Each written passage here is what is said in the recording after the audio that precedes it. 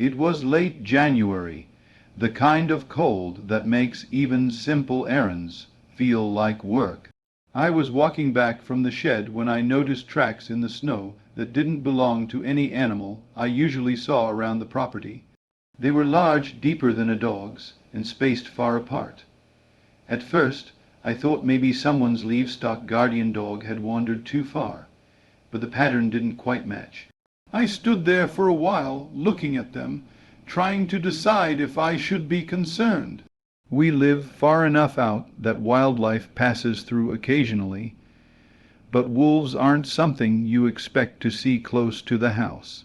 Still, I told myself it was probably nothing and went back inside. I didn't mention it to anyone.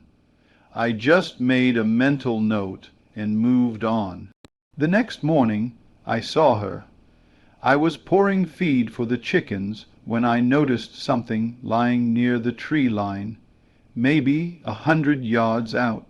At first I thought it was a fallen log covered in snow, but then it moved slightly. That was enough to make me stop and look harder. I went back inside and grabbed my binoculars. Through the glass I could see her clearly, a wolf. She was lying down, barely moving, her sides rising slowly with each breath. Even from that distance she looked thin. I didn't get closer. I didn't feel safe doing that. Instead, I just watched for a few minutes before going back inside, unsure what to do. I decided the best thing was to leave her alone. Wild animals usually avoid people, and interfering can make things worse. Still, I couldn't ignore what I had seen. I started checking from the window every hour or so. She stayed in the same place most of the day. Sometimes she would lift her head, look around, then lower it again. She didn't seem aggressive or alert, just tired. That evening I told my neighbor over the phone. He advised me not to approach, reminding me that wolves can be unpredictable, especially if they're injured or hungry. I agreed with him, but something about the way she lay there didn't feel threatening. It felt like she had nowhere else to go. That night the temperature dropped further. I woke up around 2 a.m. because the wind had picked up, rattling the windows. The thought of that wolf outside crossed my mind more than once. By morning, the snow had drifted across parts of the yard. I went straight to the window, half expecting her to be gone. She wasn't. She had moved closer, maybe by 20 or 30 yards. The tracks behind her showed she had struggled through the snow. She looked even weaker now, her movements slower, more deliberate. I noticed something else too: her belly. It was swollen, not from food, but from pregnancy. That changed everything in my mind.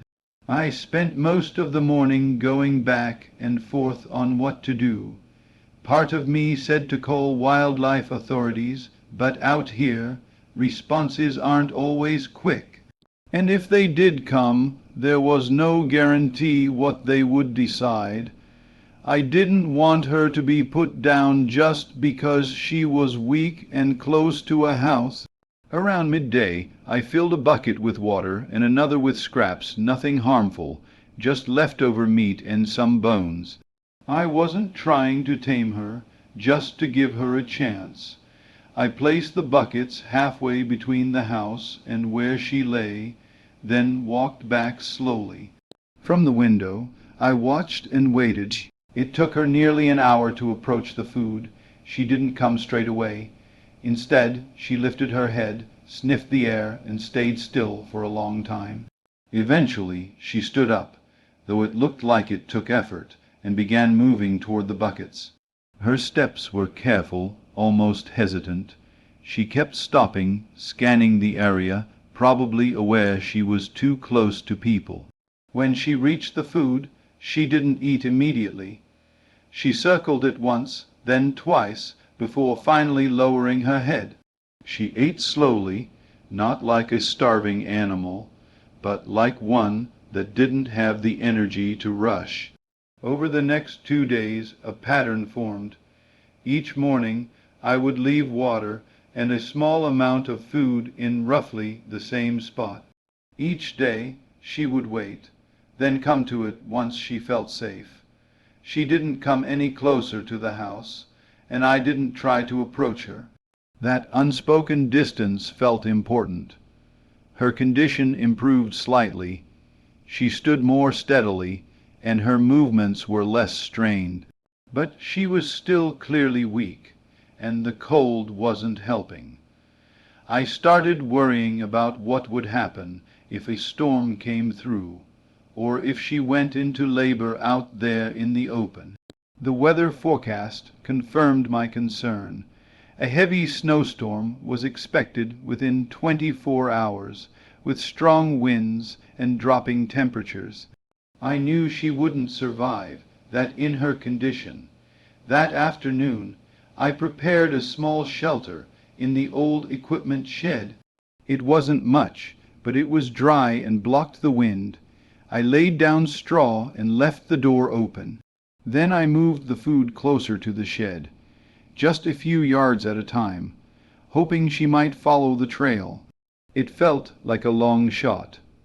Wild animals don't usually choose human structures, no matter how desperate they are. But I didn't see another option. The storm started earlier than expected. By evening, the wind was strong enough to blur the edges of everything outside. Snow moved sideways, piling up quickly. I kept checking through the window, but visibility dropped until I could barely see past the yard. I worried constantly. Had she found the shed? Had she stayed where she was? There was no way to know.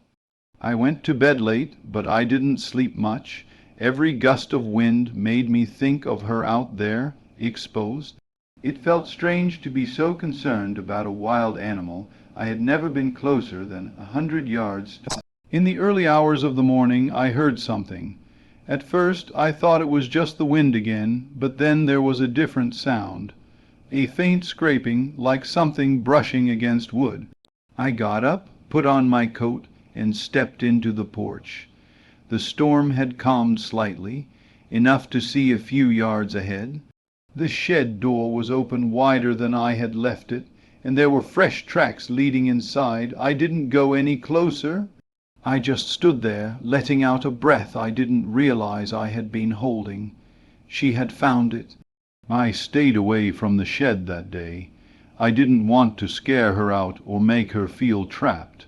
Instead, I left food and water near the entrance and checked from a distance. There was no movement for most of the day, but I could see that the food I had left earlier was gone.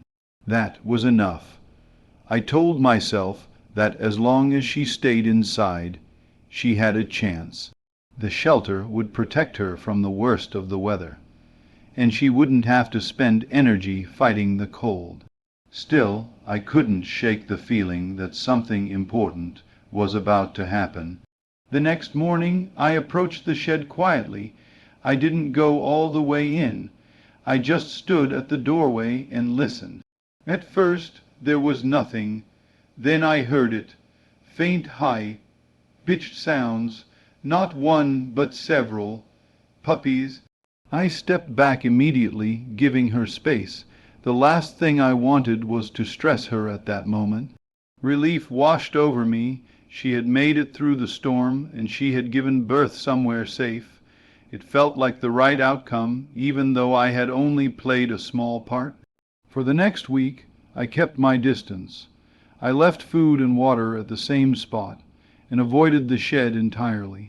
Occasionally, I would catch a glimpse of her at the entrance, watching, alert but not aggressive. Her condition improved noticeably. She moved more confidently, and her posture was stronger. I never saw the pups directly, only heard them from time to time. That was fine. They weren't meant to be seen or handled by people. My role, if there was one, was just to make sure she had enough to get through those early days. One morning I went out to leave food and noticed something had changed. The shed was empty. Inside, the straw was disturbed, and there were small tracks leading away into the trees, many of them. She had moved her pups. I followed the tracks for a short distance, just enough to confirm they were heading deeper into the woods, then turned back. It felt like the right thing to do.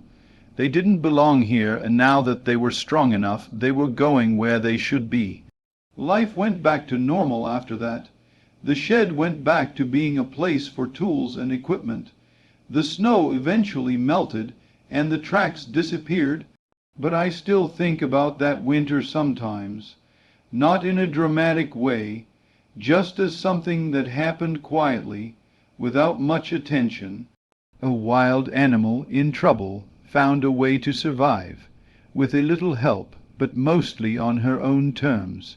I never saw her again, but every now and then, when I notice tracks near the tree line, I wonder if she remembers that place the same way I do.